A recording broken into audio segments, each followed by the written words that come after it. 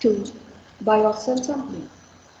For example, if you are buying a call option which gives the right to buy 100 shares of Reliance Industries Limited on or before 25/10/2021 at an exercise price of 1,200 rupees, to buy this call option, you have to pay option premium, and what is described is the financial option. That is, the idea behind real options is similar to the option valuation. For example, a particular plot of land which could be used for building apartments or a shopping complex. The construction can be done now or in future, and the developer would like to develop the property now or in future so that the present value of the difference between benefits and costs are maximized.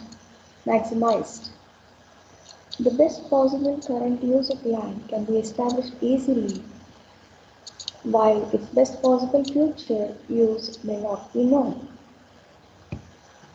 So the standard DCF valuation, which involves two steps, that is estimation of expected future cash flows and discounting of these cash flows at an appropriate cost of capital. There are problems in applying this approach to option valuation. While it is difficult to estimate expected cash flows, though it is possible, but to determine the opportunity cost of capital, because the risk of an option is virtually indeterminate as it changes every time the stock prices varies. So to value call option, a portfolio has to be set up which imitates the call option in its payoff. The cost of such a portfolio, which is readily observed, must represent the value of the call option. So this is the call option based valuation, and I discussed in week 4 while discussing the applicability of DCF approach, the applicability and limitations of DCF approach, so that some assets cannot be valued using DCF approach, and the most suitable value of valuation here is the option approach. That is, the call option based approach is the most suitable valuation approach. So now coming to the relative valuation and the steps that are involved in relative valuation. What is relative valuation has to be understood first. Again, in DCF valuation, an asset is valued on the basis of its cash flow, growth, and risk characteristics. In relative valuation, an asset is valued on the basis of how similar assets are currently priced in the market.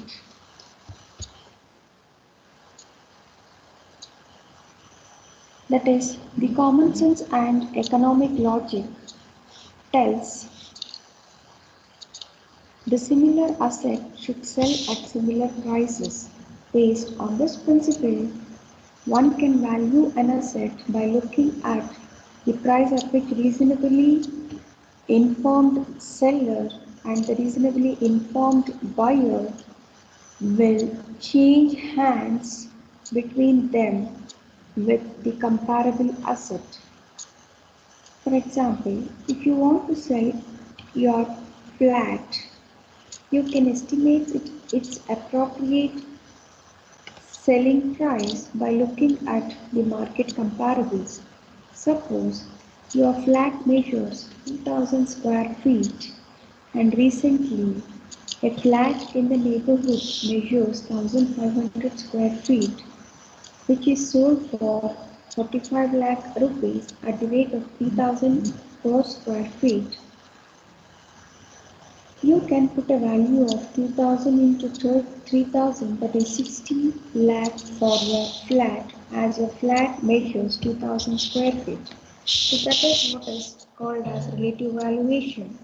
That is, selling at a price or valuing at a price at which a comparable asset has changed the hands between a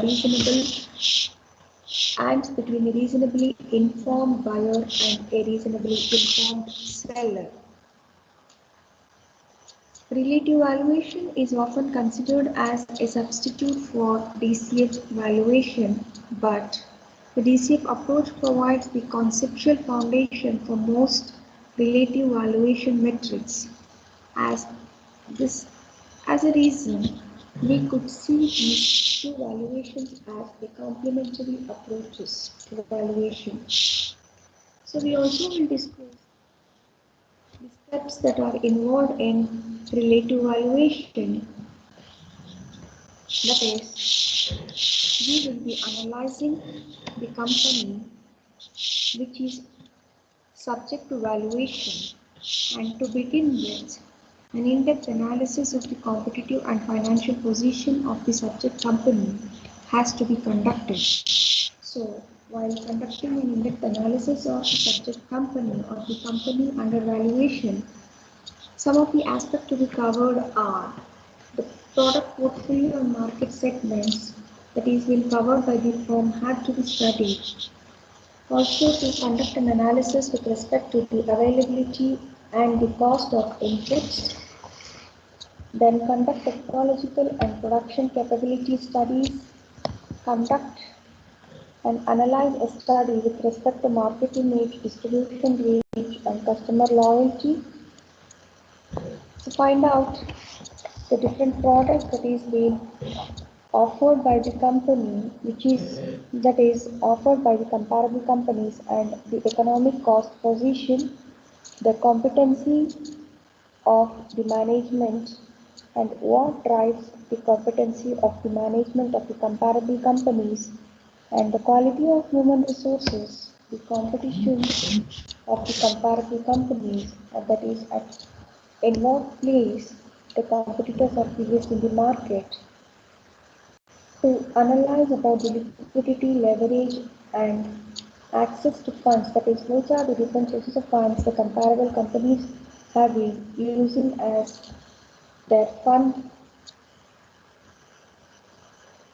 sources, and the turnover margins and return on investment of the comparable companies.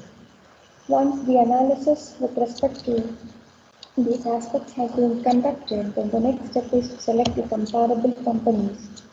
That is, after the subject company is studied, the next step is to select companies which are similar to the subject companies in terms of the lines of business, nature of market served, scale of operation, and so on. Often it is hard to find truly comparable companies because firms are engaged in a variety of businesses.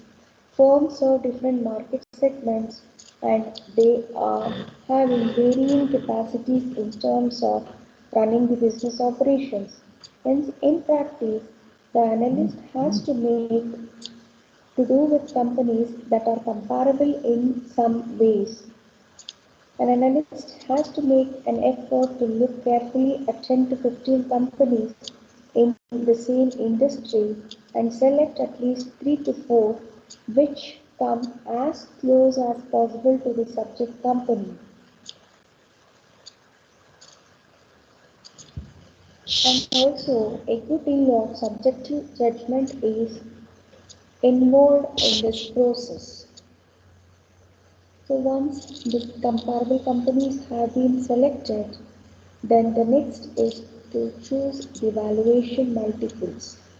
There are a number of valuation multiples that are used in practice, which are divided into two broad categories, that is the equity valuation multiples and the enterprise valuation multiples.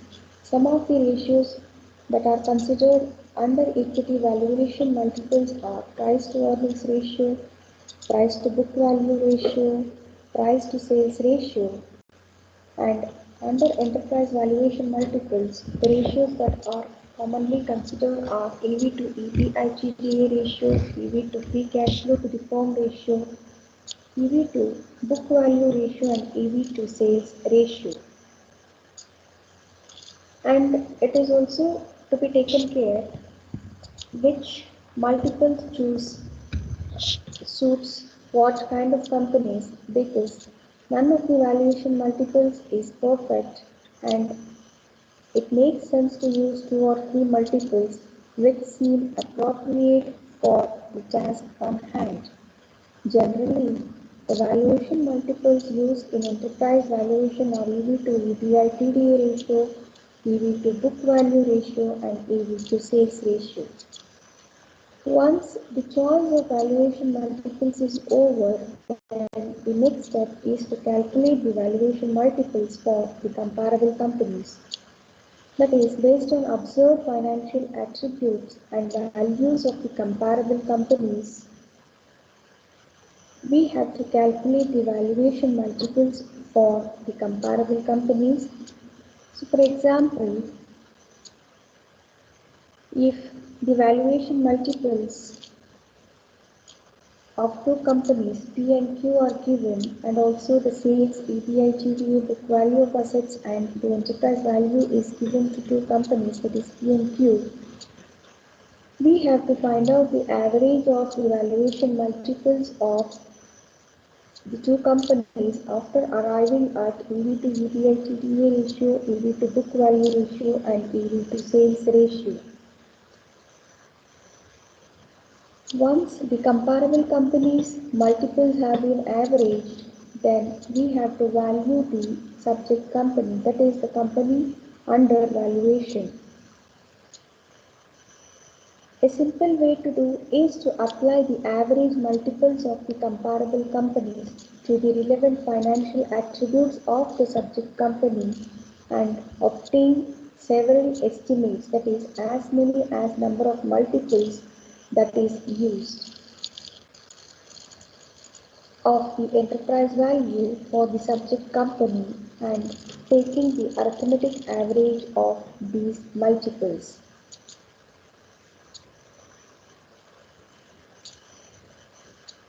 The most sophisticated way to do is to look at how the growth rate, risk characteristics, and size of the subject company compare with those of comparable companies, and then arrive at a judgmental view of the multiples applicable to it.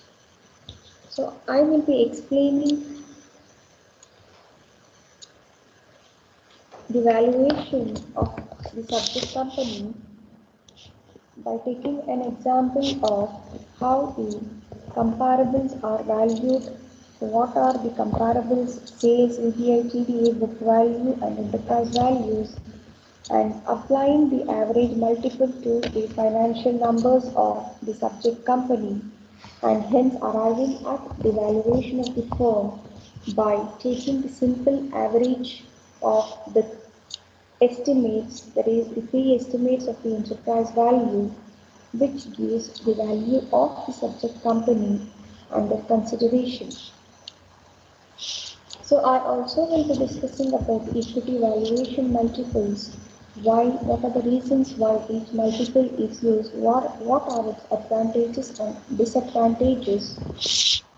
So the commonly used equity valuation multiples are the price earnings ratio, that is PE multiple, price to book value ratio, which we call commonly as PB multiple, and price to sales ratio, that is PS multiple.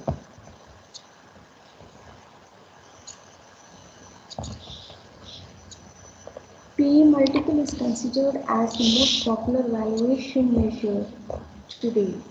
So the widely used valuation ratio is defined, that is the PE multiple is the widely used valuation ratio, and it is defined as market price per share to earnings per share. From the fundamental determinants or from the fundamental point of view, price to earnings ratio is written as P0 by E1 is equal to 1 minus B by R minus ROE into B, where ROE is the fundamental determinant of this ratio. 1 minus B is the dividend payout ratio, R is the cost of equity, ROE is the return on equity, and B the flowback ratio. So the reasons why PE multiple is used popularly is The earning power is a major driver of investment value and hence earning per share looms large in security valuation. A survey conducted by AIMR members also found that earnings ranked first among four variables: earnings, cash flow, book value, and dividend as an input in equity valuation. Also, empirical research suggests that low PE stocks tend to outperform in the market. At the same time, there are drawbacks of using PE ratio, which arises from the characteristics of the EPS. That is, when EPS is negative, PE will not make any sense. That is, and the maintainable components of earnings are really important in determining intrinsic value. When we find earnings volatile, non-recurring components, the task of the analyst becomes difficult. And within the framework of acceptable accounting practices, management has some discretion to manipulate EPS. And such manipulations can change the comparability of PEs across companies. PB multiple, this also used in the same manner as PE multiple is used for a long time by investment analysts.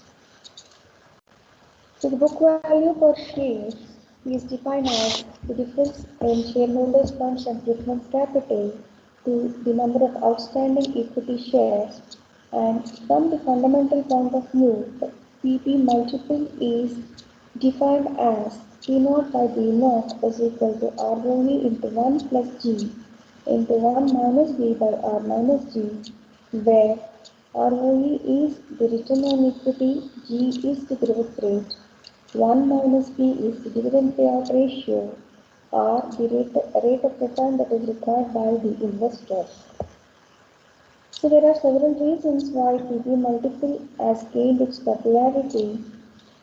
Number one, because book value is a stock figure, it is generally positive even when EPS is negative. Compared to EPS, book value per share is more stable. When EPS is usually high or low or even volatile, PB multiple will be more meaningful than the PE multiple.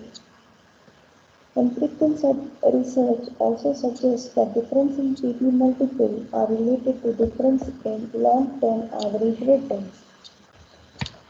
These are some of the advantages of using PB multiple over PE multiple, but this also suffers from some drawbacks like intangible assets like human capital and brand equity are not reflected in the conventional balance sheet. Inflation and technological changes drive a wedge between the book value and the market value of an asset. Different business models may require different levels of assets. When such differences are significant, PB multiple will be misleading. To overcome the disadvantages or drawbacks of PE and PB multiples, one more multiple, that is PS multiple, has received lot of attention in recent years as a valuation tool. PS multiple is calculated by dividing a company's current stock price by its revenue per share for the most recent 12 months. Alternatively, it can also be calculated by dividing the current market value of equity capital by annual sales of the firm. PS multiple reflects what the market is willing to pay per sales of the firm. So, from the fundamental point of view, PS multiple is defined as P0 by S0 is equal to NPM into 1 plus G into 1 minus B by R minus G. Since the net profit margin is the key driver of PS multiple, it makes sense to look at PS multiple as net profit margin. Also, a company's PS multiple has to be compared with that of the industry average, as PS multiple is a technique of relative valuation. Analysts find it suitable to use PS multiple because compared to EPS and book value, sales are generally less amenable to manipulation. While EPS or even book value may be negative, sales are always positive. So the PS ratio can be used even when EPS is negative. Also, sales are more stable than EPS, which is affected by operating and financial leverage. Hence, PS multiple is typically more stable compared to the PE multiple, and hence it is suggested to use the PS multiple over PB multiple and PE multiple.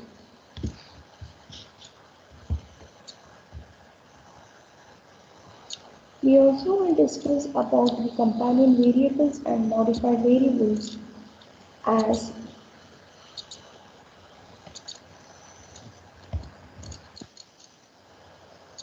when we look at the equations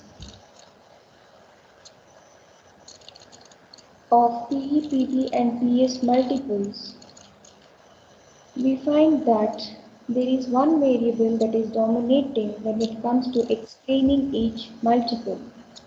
That is, in PE multiple, G, in PB multiple, ROE, and in PS multiple, it is NPM, that is net profit margin. And these variables, which are called as the dominant explanatory variables, are called companion variables. Taking into account the importance of companion variable, the analysts often use modified multiples, which are defined as PE to growth multiple, which is referred to as PEG, PB to ROE multiple, which is referred to as value ratio, and PS to NPM multiple, which is referred to as PSM. Among these three modified multipliers, the PEG multiple is a favorite multiple of the financial analysts, and it suggests that a PEG multiple less than 1, the stock is undervalued, and a PEG multiple of more than 1, the stock is overvalued. We also will discuss the enterprise valuation multiples, and the most common enterprise valuation multiples that is being in use are EV to EBITDA multiple, EV to EBIT multiple, EV to free cash flow to the firm, EV to book value multiple, and EV to sales multiple. Enterprise value is defined as the sum of value of the firm's equity and interest-bearing debt. Put differently, EV is firm value, that is value of equity plus interest-bearing debt. The market value of equity is simply the number of outstanding equity shares times the price per share. And as far as the interest-bearing debt is concerned, if it is in the form of traded debt securities, its market value can be observed.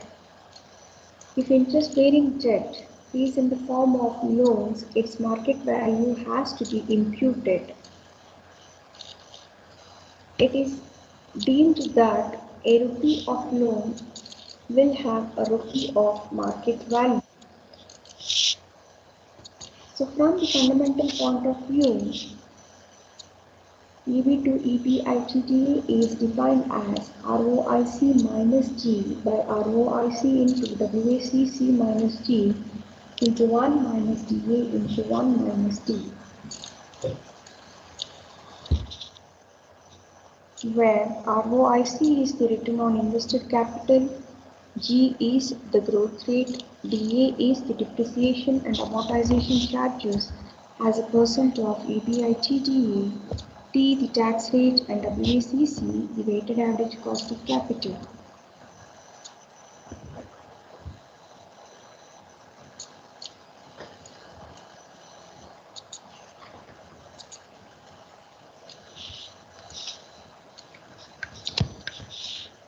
Although EBITDA is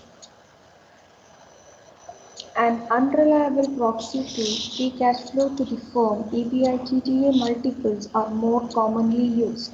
The reason is EBITDA provides a fairly good measure of pre-tax cash flows produced by the existing assets of the firm.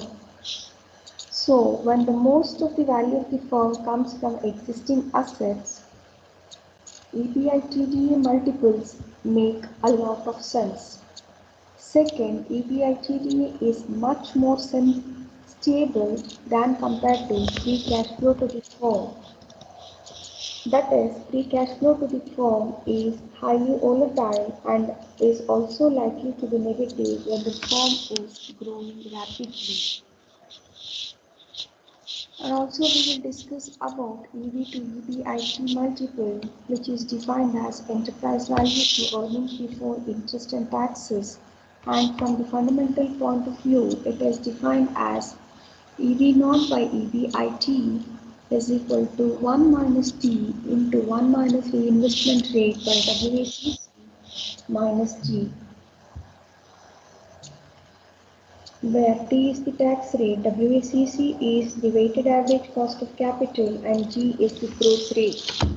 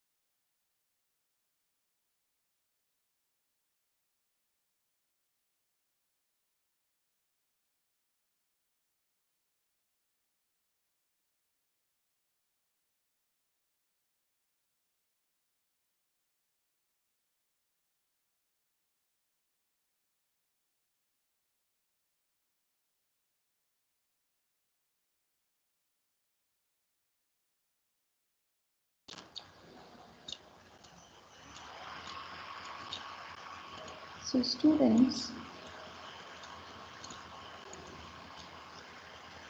we will discuss in detail the equity valuation multiples and the enterprise valuation multiples in detail in the classes that will be held during week 5. Thank you all. Thank you so much.